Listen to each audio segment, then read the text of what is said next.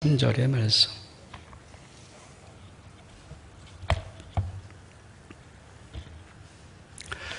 오늘도 이 한 말씀을 읽을 때 여러분 주님의 큰 은혜 받기를 주 이름으로 축복합니다. 우리 같이 한 목소리 봉독합니다. 시작. 감사로 제사를 드리는 자가 나를 영화롭게 하니 그의 행위를 옳게 하는 자에게 내가 하나님의 구원을 보이리라. 아멘. 여러분, 세상에서 가장 무서운 말은 어떤 말입니까? 세상에서 가장 무서운 말은 은혜를 원수로 갚는다는 말입니다. 이런 사람을 가리켜서 세상 사람들은 배은망덕한 사람이라고 하죠. 그리고 아마 은혜를 원수로 갚는 사람들을 향해서 사람들은 이렇게 말하기도 합니다. 짐승보다 못한 인간. 이 말은 무엇입니까? 난 사람이니까 난 너랑 상대 안 할 거야. 이런 말이거든요. 그러면 하나님 앞에서 가장 무서운 말은 무엇입니까? 성도들이 하나님 앞에 듣는 가장 무서운 말이 어떤 말일까요? 우리 한번 말씀을 읽어볼까요? 로마서 1장 21절의 말씀. 시작.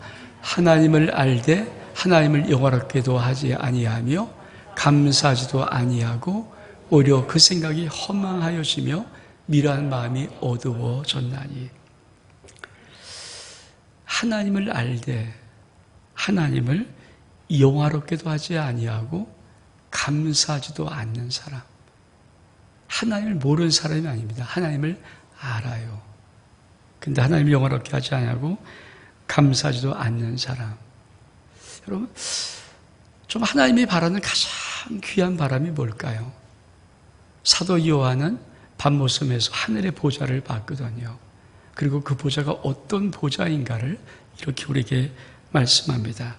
우리 계시록 4장 9절의 말씀 같이 한번 읽겠습니다. 시작.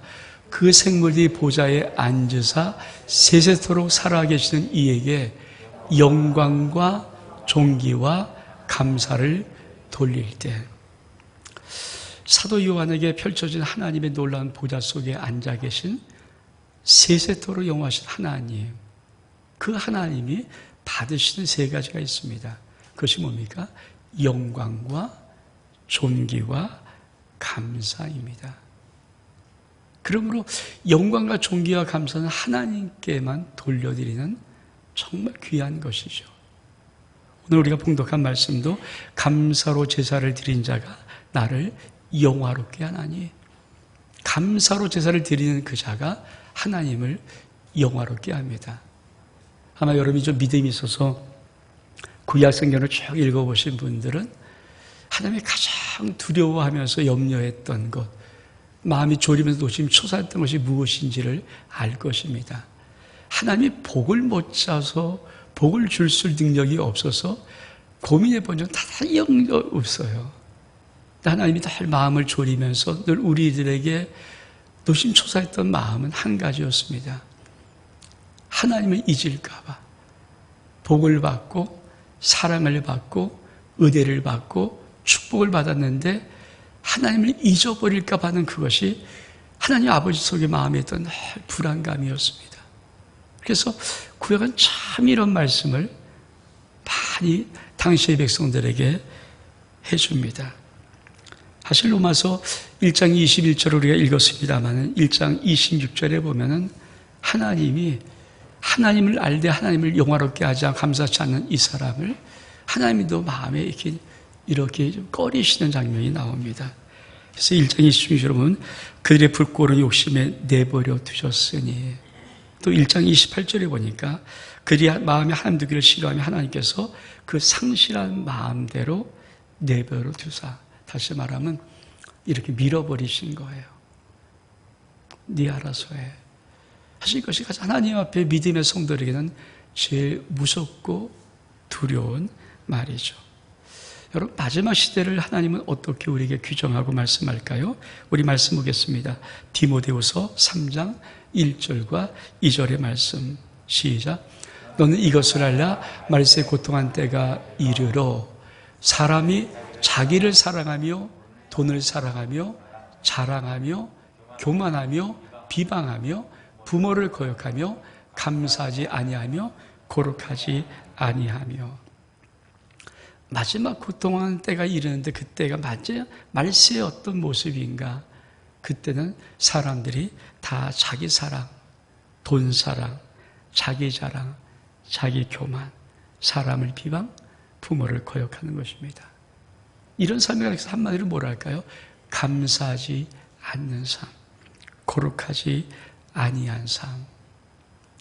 사랑하는 성도 여러분, 다음 주일이 우리 교회에서 지키는 맥주 감사 주일입니다. 하나님은 어떻게 맥주 감사를 지키라고 말씀하실까요? 우리 말씀 보겠습니다. 출애굽기 23장 16절의 말씀. 시작. 맥주를 지키라. 이는 내가 수고하여 밭에 뿌린 것의 첫 열매를 거둠이니라. 맥주 감사절은 물론 이게 지금 구약의 이스라엘이 지키는 이 맥주절과는 약간 시간의 차이가 있습니다. 근데 어떻든 맥주절은 왜 지키라고 말했는가? 이스라엘 백성들에게는 첫 보리 수확을 하는 첫 열매를 거두는 날이에요. 그래서 참 귀하게 보시고 그 첫 열매를 향한 하나님 앞에 감사드리라고 말씀하는 것입니다.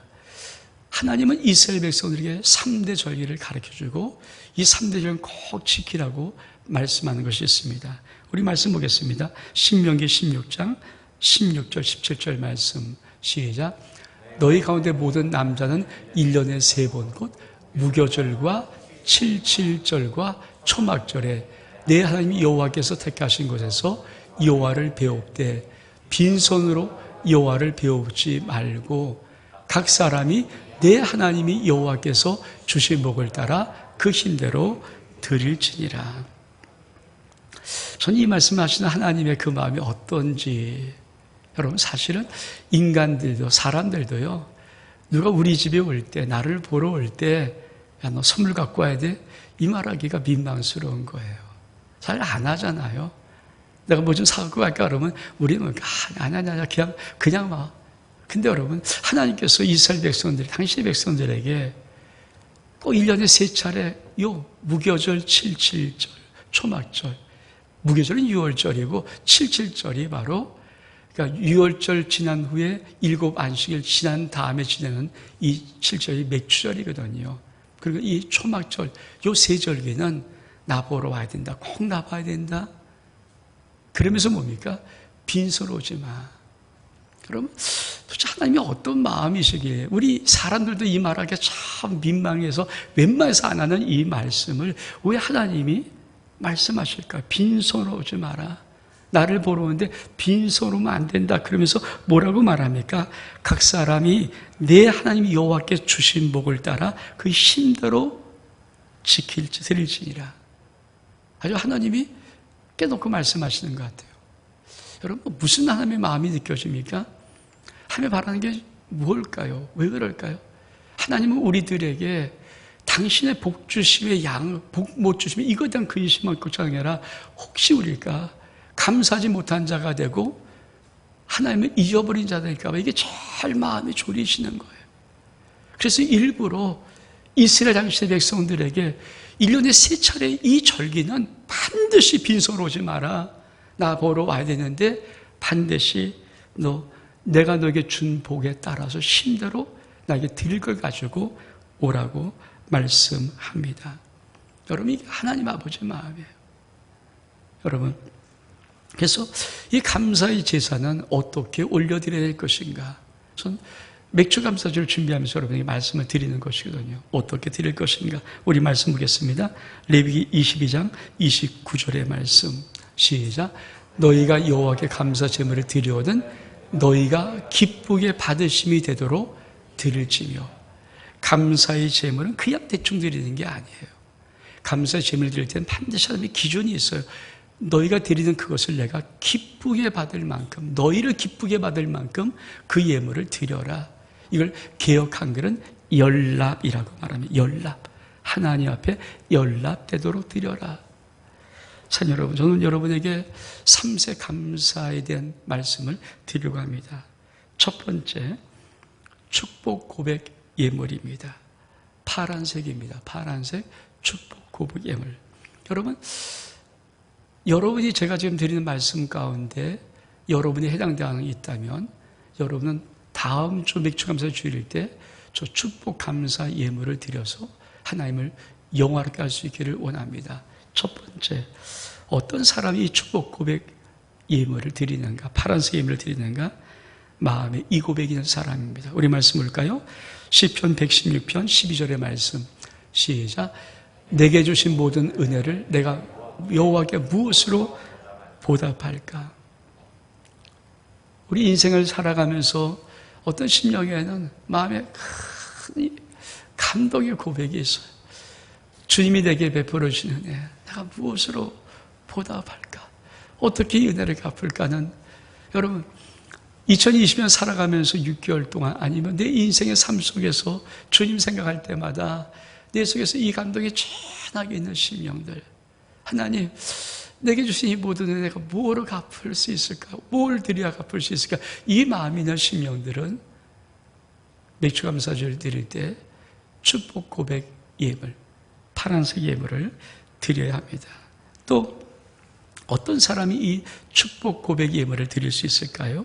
우리 시편 115편 12절의 말씀 시작. 여호와께서 우리를 생각하사 복을 주시되 이스라엘 집에도 복을 주시고 아론의 집에도 복을 주시며, 여러분 하나님이 우리에게 복을 주실 때 그 복은요 정말 하나님에게 전지하신 능력으로, 정말 하나님의 모든 아심의 능력으로 우리의 땅밖에 주는 복이거든요. 근데 어떤 인생은 인생을 살면서 어떻게 하나님이 나를 알고 이런 은혜를 주실까, 이런 복을 주실까, 이런 마음이 있는 심령이 있어요. 정말 복을 휙 던져놓고 아마 주워가지 이런 느낌이 아니라 정말 어떻게 하나님이 나를 정확히 하시고 그렇게 나에게 은혜를 주실 수 있는가? 그래서 여호와께 나를 생각해서 복을 주신다고 느낌이 있는 심령, 내가 이 안에를 살아오던 내 인생을 살아가면서 내가 하나님을 생각할 때마다 어떻게 하나님 나를 이렇게 잘하세요? 어떻게 그렇게 정확히 하세요? 이러면서 이 기쁨으로 고백할 수 있는 심령이 있다면 여러분은 축복 고백 예물, 파란색 예물을 드려야 합니다. 세 번째로 축복 고백을 어떤 사람이 드려야 할까요? 우리 말씀 보겠습니다. 신명기 28장 8절의 말씀 시작. 여호와께서 명령하사 내 창고와 네 손으로 하는 모든 일에 복을 내리시고 내 하나님 여호와께서 내게 주신 땅에서 내게 복을 주실 것이며. 인생을 살면서 신명기 28장 8절은 참 놀라운 복의 축복이었는데, 내가 저 복을 받고 있다고 내 마음속에 믿음이 있는 사람, 하나님이 나에게 내 창고에 복을 주시고 내 손으로 하는 모든 일에 복을 주시는 그 복이, 지금 그 말씀의 복이 내게 이루어졌다고 내가 느끼고 있는 사람, 내가 믿고 있는 심령들은 여러분이 축복 고백 예물, 파란색 예물을 하나님께 올려드려야 됩니다. 인생을 살다 보면 그런 사람이 있거든요. 저 말씀의 복이 정말 지금 나의 삶 속에 이루어지는 걸 느끼고 있는 심령들, 그런 심령들은 반드시 하나님 앞에 정말 축복 고백 예물을 올려드리면서 영광 돌려야 됩니다. 네 번째로 축복 고백 예물을 드릴 심령, 어떤 심령이 이 예물을 드릴 수 있습니까? 우리 말씀 보겠습니다. 전도서 5장 19절 말씀 시작.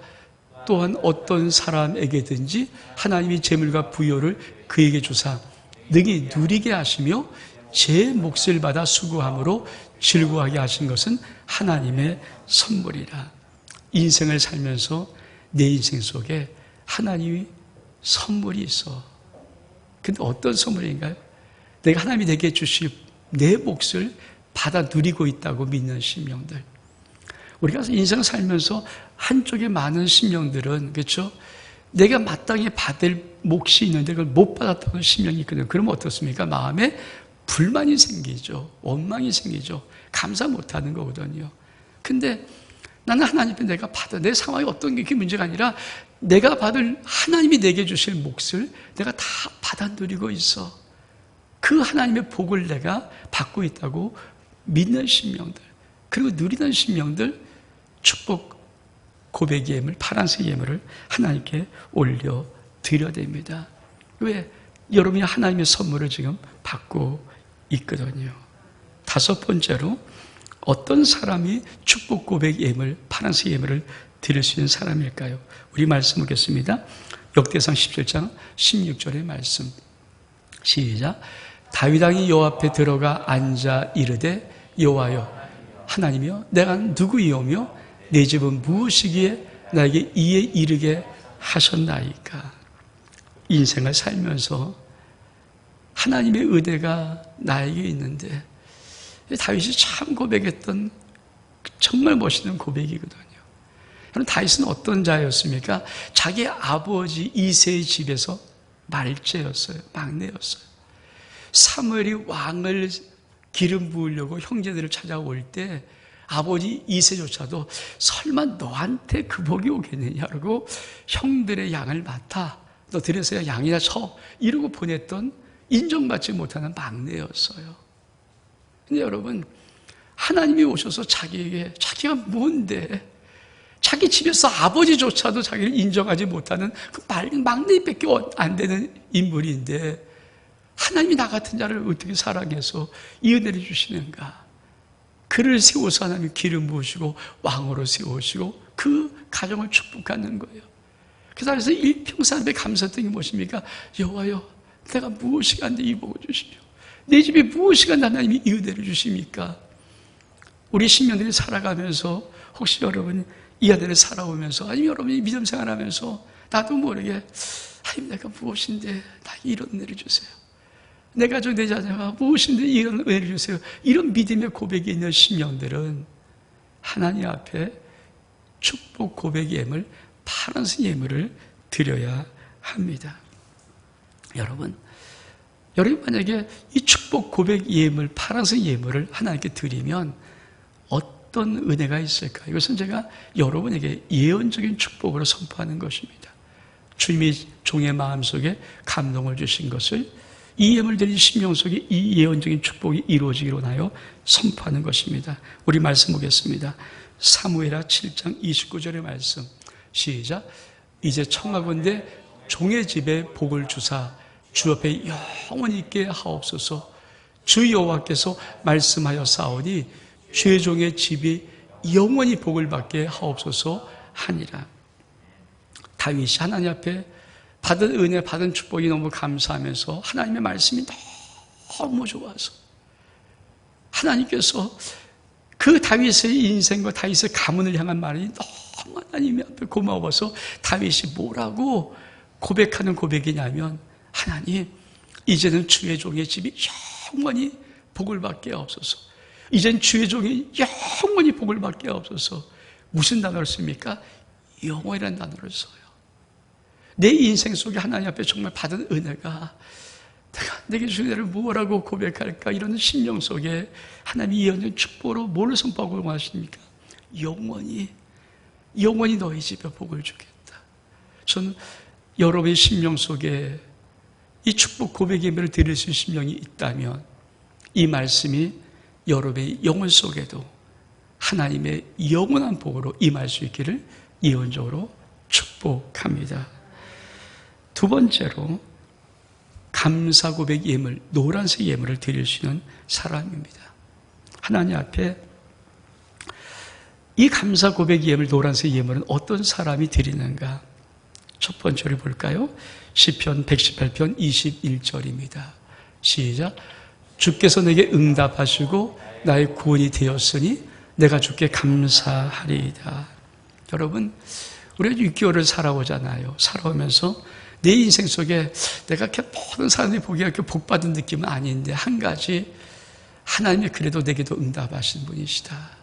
이게 내 인생 속에 부인할 수 없는 고백이라면, 하나님이 나의 삶 속에 응답하시는 하나님의 복이 있어. 이 느낌이 정말 믿음의 고백이 여러분 속에 있다면 여러분들은 감사 고백 노란색 예물을 하나님 앞에 올려 드려야 됩니다. 또 어떤 심령이 이 감사 고백 노란색 예물을 드릴 수 있을까요? 우리 볼까요? 시편 136편 13절 말씀. 시작. 홍해를 가르신 이에게 감사라 그 인자하심이 영원함이로다. 여러분, 이스라엘 백성들은 출애굽을 한 다음에 홍해 앞에 있을 때 이 상황이 어떤 상황입니까? 가장 무섭고 두려웠던 상황이에요. 막막했던 상황이거든요. 뒤에선 바로가 철병을 이끌고 죽이려고 따라오고, 앞에는 홍해바다가 가로막혀 있어요. 어떻게 갈 수도 없고 뒤로 돌아갈 수도 없고 정말 기가 막힌 때, 얼만큼 인생이 힘들고 무서운 때입니까? 근데 그들에게 하나님께서 홍해를 가르셨어요. 우리가 인생을 살다 보면, 특히 올해도 살다 보면요, 정말 때로 막막할 때가 얼만큼 많습니까? 답답할 때, 이것도 어떻게 해결할지, 이걸 어떻게 풀어나갈까, 이런 것이 정말 쩔쩔쩔 맬 때. 근데 여러분, 놀랍게도 하나님께서 지금 내 인생 보면은 하나님께서 그 홍해를 가르신 느낌을 내가 가져요. 하나님이 홍해를 갈라주셨어요. 내가 지금 그걸 너무 사는 걸 가만히 보면은 하나님이 가장 힘들고 어려울 때 내 인생 속에 홍해를 가르신 이 감사의 고백이 있는 신명들은 여러분 인생 속에서 정말 감사 고백 예물, 노란색 예물을 올려드려야 됩니다. 세 번째로 이 감사 고백 예물, 노란색 예물은 어떤 신명이 드려야 될까요? 우리 말씀 보겠습니다. 시편 136편 16절의 말씀, 시작. 그의 백성을 인도하여 광야를 통과하게 하신 이에게 감사라. 그 인자하심이 영원함이로다. 그렇죠. 이 감사 고백 예물은 내가 축복받았으면 이 고백은 못하겠지만, 왜? 광야를 살아가는 인생 얼마나 힘들고 어렵습니까? 솔직히 광야는 척박한 땅이잖아요. 마실 물이 없어요. 그리고 먹을 양식이 없어요. 낮에는 얼만큼 해가 뜨겁게 내리쬐는지, 밤에 또 왜 이렇게 추운지, 정말 단 한순간도 하나님이 또 오시면 살 수 없는 이 광야 같은 이 인생길을 이스라엘 백성들을 걸어가면서 그 하나님의 뭘 감사한지 아십니까? 그 광야를 통과하게 하신 하나님. 여러분, 아마 여러분 어느 분들 가운데는 인생이 정말 이 안에도 너무 힘들었을지 모르겠어요. 어려울지 모르겠고 고통 속에 있을지 모르겠고, 그러나 여러분, 하나님이 그래도 불구하고 내 광야 같은 인생을 나를 통과케 하시는 은혜가 있는 신명들은 반드시 노란색 감사 고백 예물을 하나님 앞에 올려 드려야 됩니다. 이 감사 고백 예물 노란색은 어떤 신명이 또 드려야 될까요? 우리 말씀 보겠습니다. 시편 23편 1절에서 3절입니다. 시작. 여호와 나의 목자시라, 내게 부족함이 없으시로다. 그가 나를 푸른 풀밭에 누이시며 신만 물가로 인도하시는도다. 내 영혼을 소행시키시고 자기 이름을 위하여 의일로 인도하시는도다. 내 인생에 하나님의 큰 이런 건 모르겠지만, 내가 이 안에서 살아오면서 하나님이 나를 하루하루 인도하시는 것 같아. 여러분, 푸른 풀밭 7만 초장을 매일매일 인도하시는 거예요.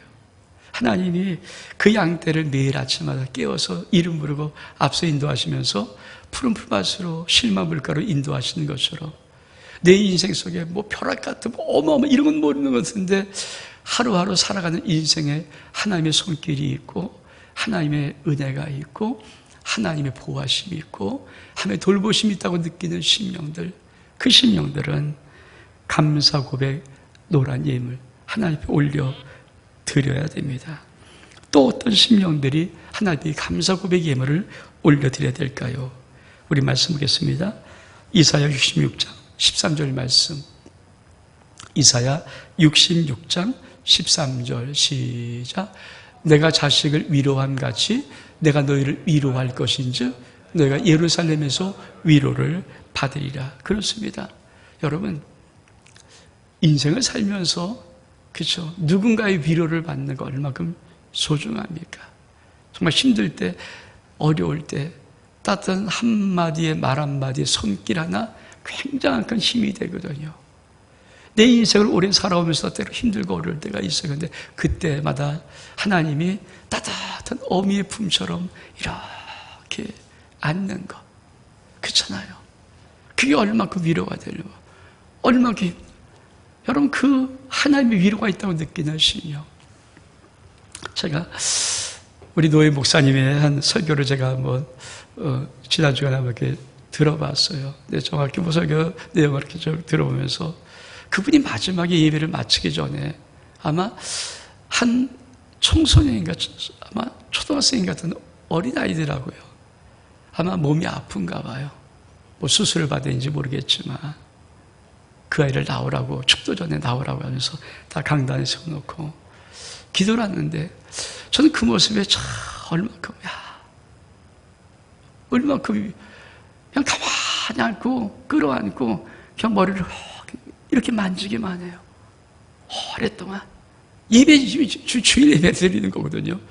설교 다 끝나고 좀 축도해야 되는데 그러고 나서 기도를 해주시는데 제가 참 그 모습 보면서 그 부모들은 얼마큼 왜 아이가 아마 어떤 병에 걸려서 수술을 받는지 하여튼 그런 건가 봐요. 왜냐하면 마이크를 안 대고 하니까 무슨 소리 잘 못 듣겠는데 하여튼 그 느낌, 모양만 보더라도 여러분 우리가 우리 인생을 살아가면서 하나님이 때로 힘들고 어려울 때 그렇잖아요. 우리 인생을 품고 안고 위로하시는 것, 내 인생 속에 그 경험이 있고 그 은혜가 있다. 난 그 주님의 위로를 받고 있다가 여기 있는 신명들은 그렇죠. 감사의 예물, 노란색 예물을 올려드려야 되죠. 또 우리 또 말씀 볼까요? 이사야 12장 1절 말씀 시작.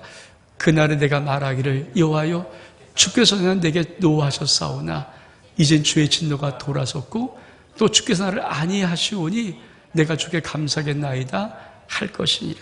그렇습니다. 가만히 내 인생 보면서 이렇게 보면 뭔가 하나님이 화난 것 같은 느낌이 있던 내 인생이 이제 마음속 한구석에 주님의 진노가 돌아서고 나를 사랑하시고 나를 위로하시고 품는 이 느낌이 있는 신명들, 그래요. 우리는 하나님 앞에 감사 고백 예물을 올려드려야 됩니다.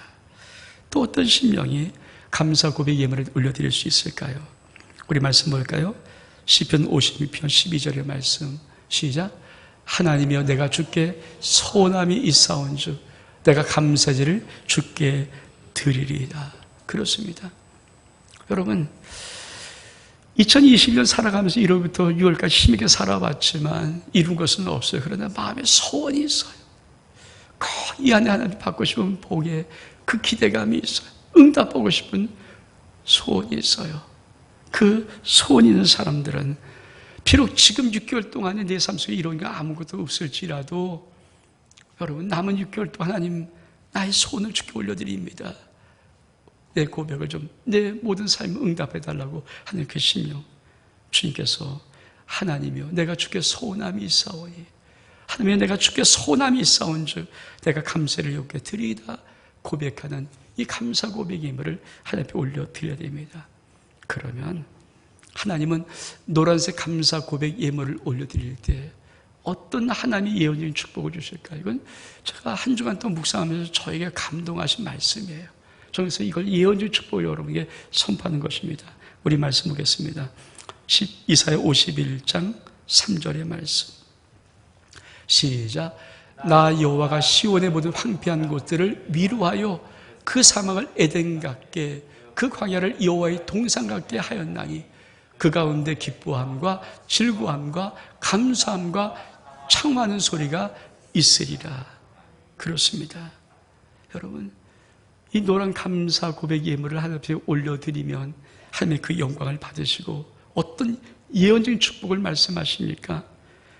너의 모든 황폐한 곳을 내가 위로하되 사막을 에덴 같게 하겠고 그리고 광야를 여호와의 동산 같게 하리라.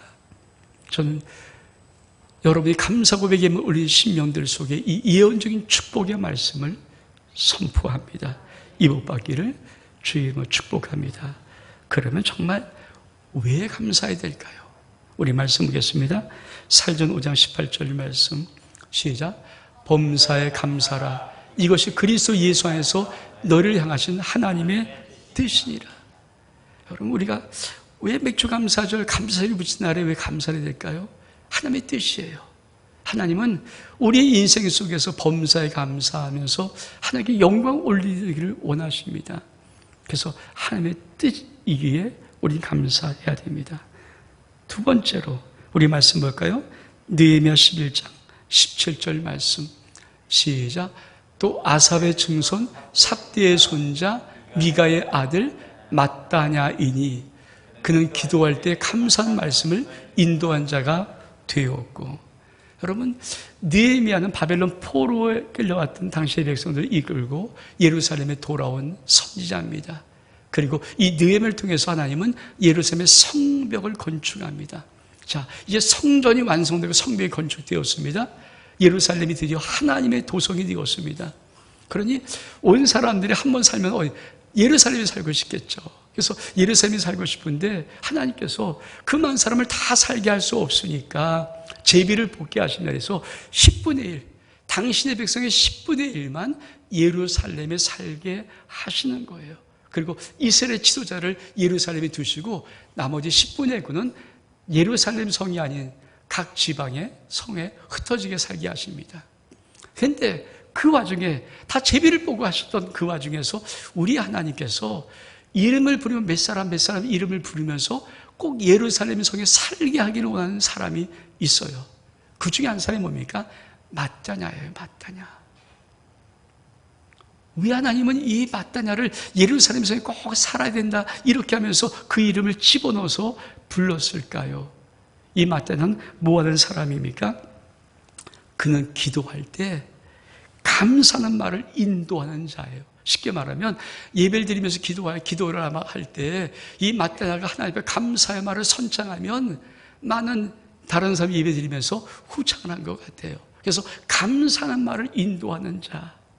여러분, 우리 하나님이 얼마큼 감사를 듣고 싶으면 감사한 말을 인도한 자를 예배 속에 세워서 기도할 때 감사를 하는 말을 인도하게 하고 뒷사람이 그 감사의 말을 따라하게 했을까? 그래서 마따냐는 절대 다른 곳에 살면 안 된다. 넌 예루살렘 성에 살아야 돼. 그래서 하나님이 찝어서 몇 사람을 찝을 때 꼭 살게 만들었던 자가 바로 이 마따냐입니다. 여러분,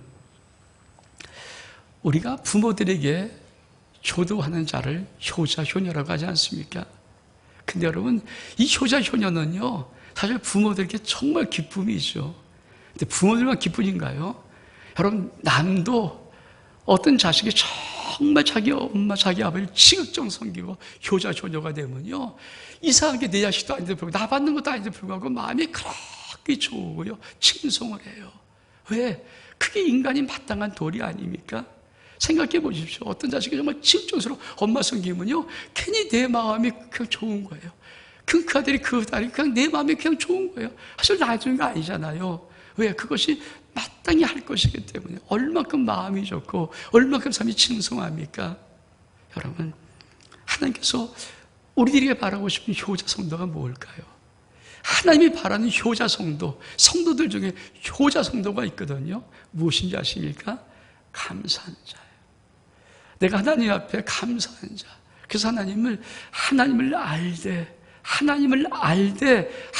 알되 영화롭기도 하지 않고 감사하지 않은 자를 하나님의 마음이 힘들어 하신 이유가 그거예요.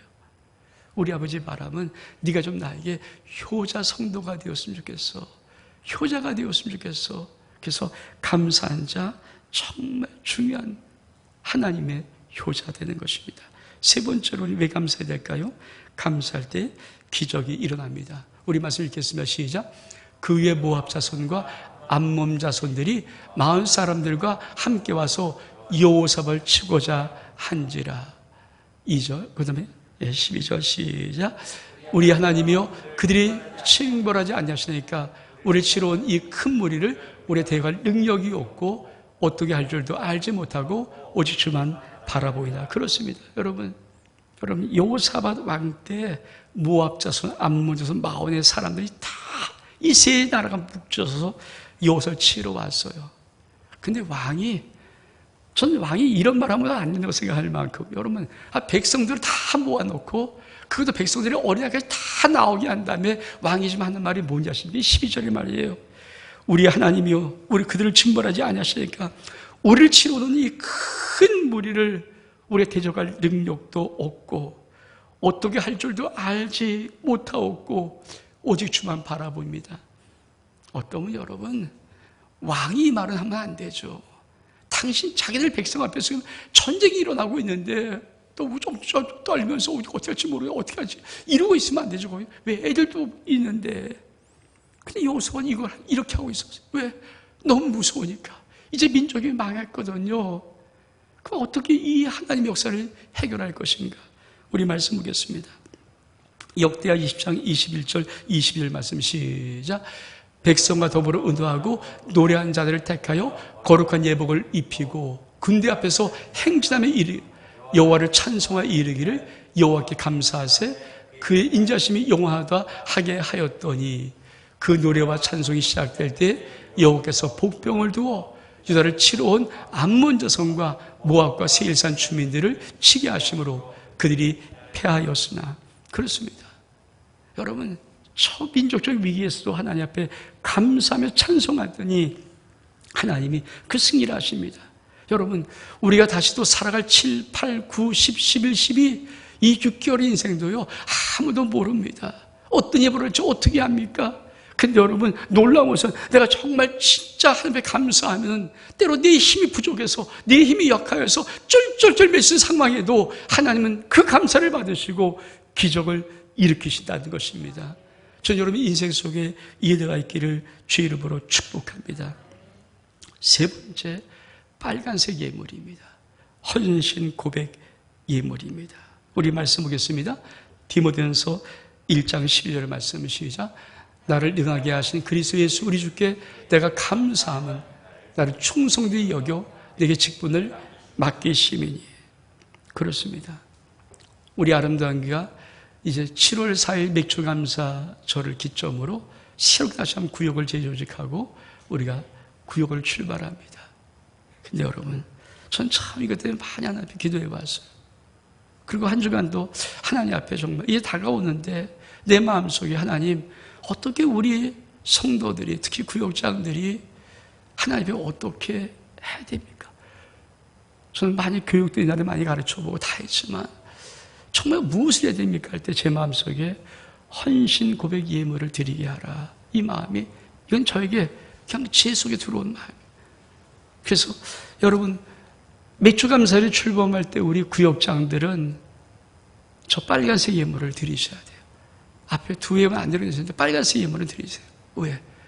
여러분의 헌신을 받으시고 하나님이 우리의 마지막 하나님의 교회를 세우는 굳건한 아름다운 직분들을 여러분에게 맡기시고 그 조직을 우리에게 이루실 거예요. 그래서 34분의 구역장들은 앞에 두 예물이 아니라 빨간색 예물을 앞에 올려드리시기를 바랍니다. 그게 하나님의 소원이에요. 여러분 우리가 하나님 앞에 축복 고백 예물이든 파란색이든 감사 고백 예물이든 노란색이든 헌신 고백 예물이든 빨간색이든 올려드릴 때 하나님 우리 삶을 어떻게 축복하실까요? 전 하나님 반드시 이 복을 여러분에게 주신다고 믿습니다. 우리 말씀 보겠습니다. 시편 91편 1절의 말씀 시작. 지존자여 시편군과 비파와 수금으로 여호와께 감사하며 주의 이름을 찬양하고 아침마다 주의 인자하심을 알리며 밤마다 주의 성실하심을 베품이 좋으니이다. 여러분 하루하루 살면서 가장 놀라운 하나님의 은혜가 어떤 은혜일까요? 우리 잠깐 어떤 일이 벌어지고 막 그런 것들을 생각하자는데 여러분 매일매일 삶 속에서 가장 놀라운 하나님의 은혜가 뭐냐 하십니까? 아침에 일어나면 하나님의 사랑을 마치 아침 이슬처럼 쫙 그 인생 가정 속에 붙는 거예요. 하나님의 인자심이 나타나는 인생. 여러분 생각해 보십시오. 아침에 일어났어요. 아침을 시작합니다. 그럴 때 하나님이 내 앞에 내 인생 속에 하나님의 사랑을 가득 인자심을 붓고 우리 가정 속에 내 자녀 속에 하나님의 인자심을 붓고 내 모든 하루 삶 속에 모든 사업과 직장 속에 행할 일에 하나님의 사랑을 가득 부어주는 것, 이게 정말 진짜 멋있는 인생 아닙니까? 어떤 걸 성취하는 것보다 더 멋있는 것은 매일매일 삶 속에 이런 은혜가 있을 수 있다면, 근데 하나님은 감사할 때 하나님께서 이 아침에 이 은혜를 여실 것입니다. 저녁은 또 밤마다 주의 성실하신 베품이 좋습니다. 밤마다 여러분 다 하루를 마치고 오면은 주님께서 수고했어, 애썼지. 자, 내가 너의 모든 수고를 나의 성실함으로 가장 아름다움으로 갚아주고 아름다움으로 바꿔줄게. 여러분, 우리 인생에 내가 하루 온종일 수고했던, 땀 흘려서 수고했던 것들이 헛된 것이라면, 험한 것이 된다면 그것만큼 힘든 인생이 어디 있어요? 주의 성실이 뭐냐 하십니까? 우리가 수고했던 것, 애썼던 것, 하루를 달려갔던 모든 삶을 하나님이 당신의 성실하심으로 그 모든 것을 우리 속에 열매로 채우시려고 바꾸시는 작업을 하는 거예요. 그것이 밤마다 있어요. 여러분, 우리가 하나님 앞에 감사하는 것은 한 번이겠지만 하나님 우리 인생 속에 그 감사를 받고 하나님 베푸신 은혜는 어떤 것인가? 매일매일 삶 속에서 이 아름다운 은혜가 있는 거예요. 우리 한번 오늘 우리가 봉독한 말씀 같이 한번 볼까요? 시편 50편 23절의 말씀. 시편 50편 23절 시작. 감사로 제사를 드린 자가 나를 영화롭게 하니 그의 행위를 옳게 한 자에게 내가 하나님의 구원을 보이리라. 그렇습니다. 우리 하나님께서 말씀하시기를 감사로 제사를 드린 자가 나를 영화롭게 한다. 나를 영화롭게 해. 감사로 제사를 드리는 자가 나를 영화롭게 하는데 그 자에게 하면 어떻게 하신다고 합니까? 그 행위를 옳게 하는 자에게 내가 하나님의 구원을 보일 거야.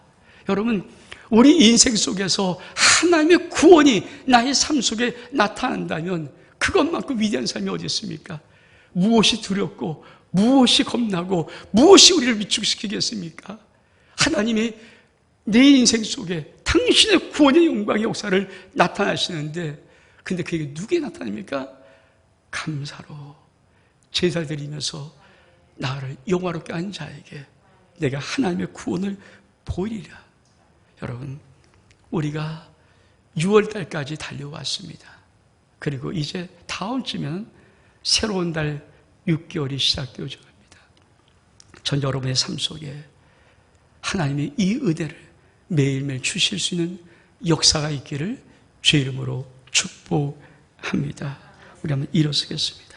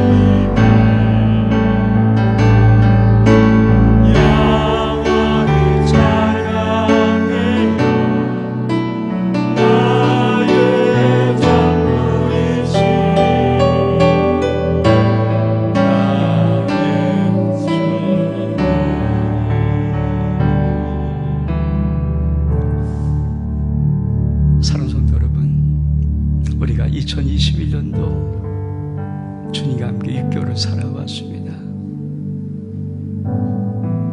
여러분, 어떤 삶을 살았든 또 지금 어떤 모습이든 주님 우리의 아버지시고 우리의 하나님이시고 우리를 사랑하시고 우리에게 은혜 베풀어주시고 우리를 도와주시고 우리를 위로하시고 우리의 응답하시고 우리를 치유하시고 우리를 회복시키시는 하나님 아버지십니다.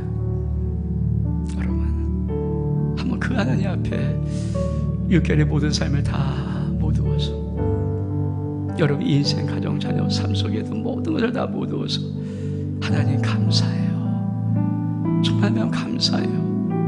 우리가 참 한번 짧게 1분 정도 조용히 고백한 시간 갖겠습니다. 오, 영광 받으시옵소서. 하나님, 새로운 6개월 내 인생과 가정과 자녀 속에, 우리 모든 성도의 삶 속에 주님 함께 하신 것, 은혜 주신 것, 축복하신 것 감사해요. 우리 위로하신 하나님, 치유하신 하나님, 회복시키신 하나님, 응답하신 하나님, 역사하신 하나님 감사해요.